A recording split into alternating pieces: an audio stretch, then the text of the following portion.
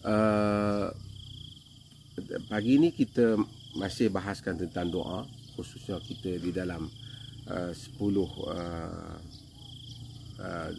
awal Zulhijjah ini. Maka saya ambil lagi satu lagi tajuk tentang doa, dan insyaAllah nanti kita akan continue balik tentang fiqh yang selalu kita bahaskan. Kita akan ada hari-hari kita baca tentang fiqh doa, fiqh doa.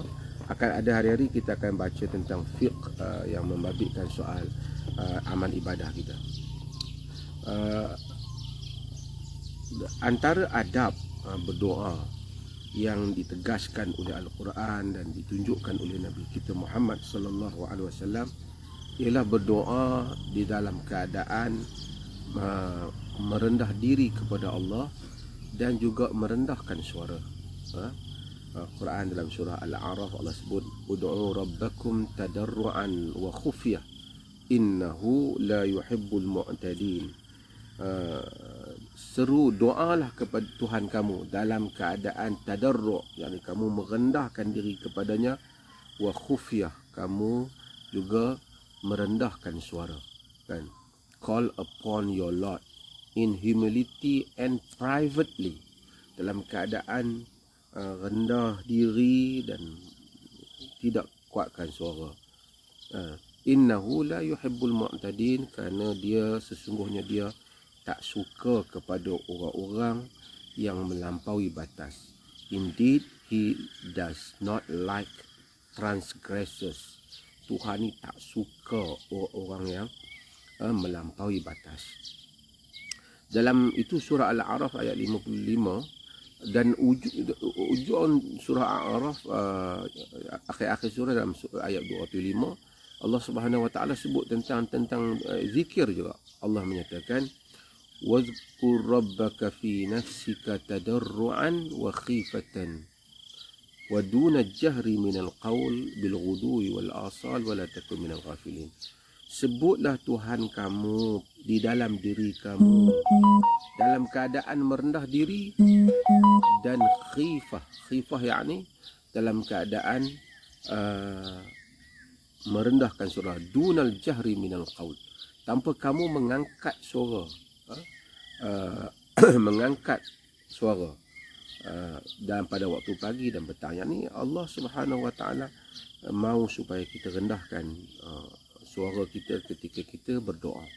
Sebab itu Al-Imam Ibn Qayyim menyebut tentang faedah-faedah merendahkan suara pada doa. Kita kalau cakap dengan orang besar, kita cakap macam mana bahasa kita. Kita cakap bahasa yang elok, perkataan kita pilih, dan kita tak kasar, tak angkat suara kita. Kita hormat. Kalau kita cakap pun elok-elok, tuan, saya sebenarnya elok-elok kita cakap. Tapi adakah kita bila doa kepada Allah kita angkat menjerit-jerit suara? Ini tidak betul dalam adab berdoa. Melainkan pada tempat yang Nabi angkat suara untuk orang makmum aminkan, umpamanya di dalam doa qunut. Jadi Nabi doa Nabi didengari oleh makmum, pasal makmum di belakang nak mengaminkan doa Nabi kerana Nabi imam di dalam salat. Yang lain itu pun dalam keadaan tadarru'. Tadarru' ni rendah diri kita dengan Allah bila doa. Ini tanda kita membesarkan Allah dan kita rendahkan suara. Kadang-kadang orang dia buat style dalam majlis, doa dengan begitu style, angkat suara. Sebenarnya doa ni bukan nak tunjuk ke orang. Doa ni ialah kita memohon hajat daripada Allah Azza wa Jalla. Itu dulu. Jadi kita bila nak doa malam-malam ke, bila-bila kita rendahkan jiwa kita, rendahkan suara kita bila kita berdoa kepada Allah Azza wa Jalla. Yang berikutnya, satu lagi mungkin kita ambil dua adab ni, ialah Allah ni dia suka kepada hamba yang mengaku salah. Mengaku salah, dia akan terima doa. Mengaku salah, dia akan ampun dosa. Kita lihat Nabi Adam alaihissalam, bapa kita. Apabila dia buat salah, dia berbeza. Saya selalu ulangi hal ni. Beza Adam dengan Iblis dari sudut salah. Dua-dua buat salah. Iblis pun langgar perintah Tuhan. Orang suruh sujud kepada Adam, tak sujud. Adam pun langgar perintah Allah, jangan hampiri pokok di dalam syurga tu, dia hampiri. Tapi beza Iblis dan Adam ialah Iblis bila buat salah, dia challenge Tuhan. Dia kata, aku diciptakan daripada api, dia cipta daripada tanah. Pasal apa aku nak kena sembah dia pula? Tapi bapa kita Adam tak. Dia kata, Rabbana zalamna anfusana wa illam taghfir lana wa tarhamna lanakunanna minal khasirin. Wahai Tuhan kami zalimkan diri kami. Jika kau tidak ampuni kami dan kasihani kami, nescaya kami termasuk di kalangan orang-orang yang rugi. Itu sikap Adam, dan itulah sepatutnya sikap kita. Semua anak Adam buat salah. Tapi Allah suka hamba-hamba yang buat salah ni mengaku salah di hadapannya. Tanda kita rendah diri terhadapnya. Sebab tu doa Sayyidul Istighfar itu, kita mengaku salah di hadapan Allah. Dan doa Sayyidul Istighfar, apa kita kata? Kan, penghulu istighfar yang patutnya kita baca bagi setiap hari, pagi dan petang. Apa kita sebut? Dan abu'u laka bi ni'matika alayya wa abu'u bi dhanbi faghfir li fa innahu la yaghfiru dhunuba illa anta. Aku mengaku kepadamu, abu'u laka bi ni'matika alayya. Aku mengaku kepadamu nikmatmu kepadaku. Dengan nikmatmu padaku, banyak nikmat Allah pada kita. Wa abu'u bi dhanbi, aku mengaku padamu dosa-dosaku. Aku mengaku dosaku. Kemudian barulah dia kata faghfirli, ampunkanlah aku. Ini adab yang menyebabkan doa-doa dimustajabkan oleh Allah Subhanahu wa taala. Di dalam doa iftitah dalam riwayat Imam Muslim dan Ibn Hibban dan selainnya, di mana Nabi SAW ajar doa untuk kita minta ampun juga. Antara sambungan doa tu dia sebut, Allahumma antal maliku la ilaha illa anta rabbi wa ana abduk zalamtu nafsi wa'taraftu bi dhanbi faghfir dhunubi jami'an innahu la yaghfiru dhunuba illa anta. Allahumma antal malik, ya Allah, engkaulah al-malik, engkaulah raja yang maha besar.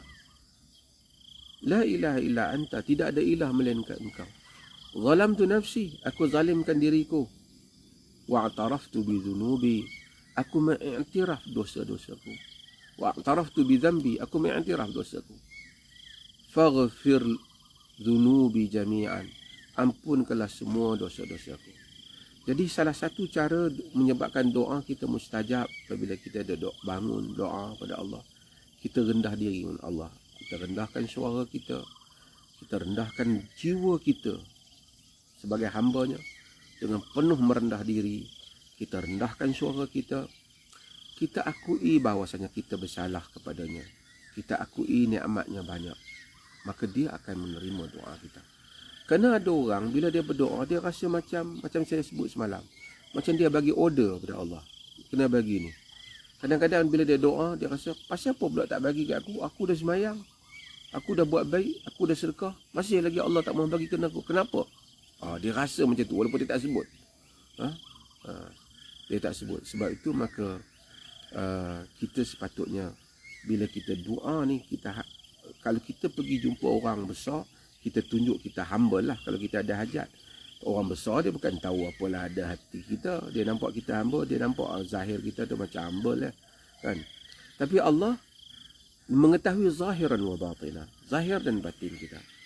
Sebab itu bila kita menghadapnya untuk memohon doa kepadanya, supaya doa kita mustajab padanya, kita merendahkan sesungguh-sungguhnya, sehingga kita hina kita di hadapan dia, malu kita kepada dia, minta kita kat dia, tauhid kita bulat kepadanya. Tak ada siapa kita ni melainkan dia saja. La malja wala manja'u, tidak ada tempat pergi, tidak ada tempat lari minka illa ilaika. Tak ada tempat pergi, tempat lari melainkan kepada Allah saja. Kita iktiraf keagungan ketuhanannya. Allah suka demikian. Kita rendah diri. Tanda kita rendah diri itu, kita pun rendah suara kita. Kita pun rendah, kita tak angkat. Kemudian kita sebut pula kelemahan diri kita ni. kemudian kita pohon kepadanya, dia memustajabkan doa kita, insya-Allah. Macam kita kadang kita kalau jumpa orang pun macam tu juga. Cik, saya ni susah, saya tahulah cik banyak jasa dengan saya terhadap saya, dan kemudian saya minta tolonglah sekali lagi cik. Kita macam tu, kita atur ayat bila jumpa manusia. Tak apalah, agama pun suka kita ada adab sopan. Tapi dengan Allah lebih patut kita atur. Kadang-kadang orang ni dia tak menghiasi doa dia. Nanti saya selalu sebut, dia tak menghiasi doa. Apa dia tak hias doa dia? Betul-betul, ya Allah bagi kepada aku rezeki, amin. Boleh, Allah boleh. Allah itu mendengar, tetapi ada hiasan pada doa. Hiasan yang merendahkan diri. Kita baca doa para anbiya, semua ada. Selepas dia minta, Rabbi la tadharni fardan wa anta khairul warithin. Wahai Tuhanku, jangan tinggalkan aku sendirian, sedangkan engkau sebaik-baik yang mewarisi. Dia indah, dia atur untuk merendahkan diri dia, kan. Nabi Ayub yang kita sebut, wa ayyuba idnada rabbahu anni massani ad-dur wa anta arhamur rahimin.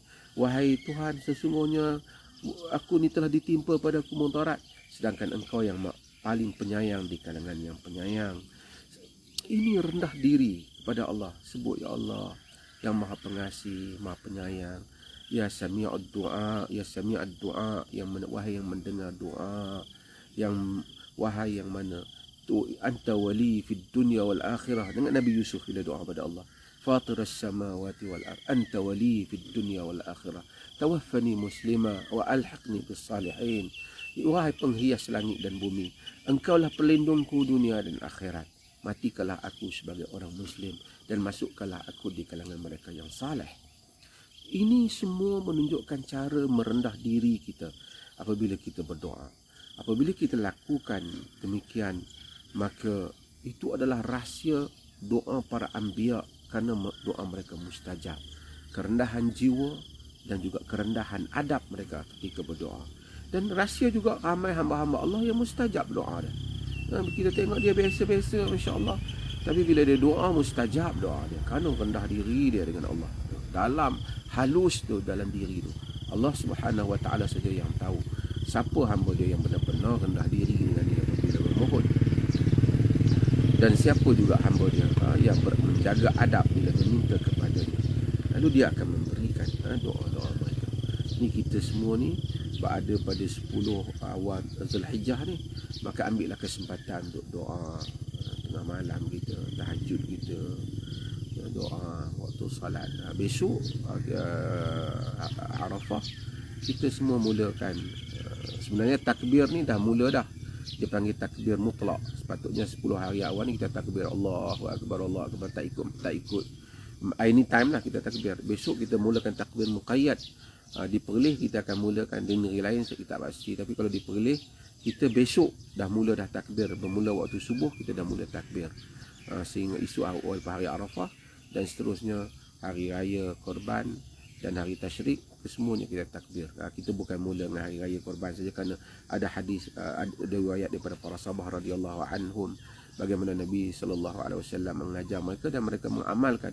Apabila masuknya hari Arafah, mereka telah bertakbir.